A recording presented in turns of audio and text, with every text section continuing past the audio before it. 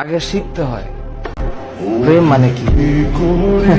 তোর প্রেমের সঙ্গেই কেউ শিখায়নি, আমি শিখাই দিই, মাথায় রাখিস।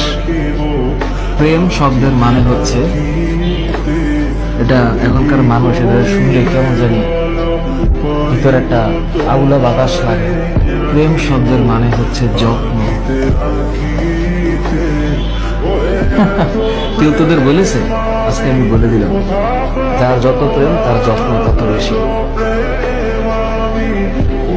আর এর সাথে আর একটা টুকুর করে একটা শব্দ মাঝখানে লাগিয়ে দিলেই খেলাটা অন্যভাবে ঘুরে যাবে।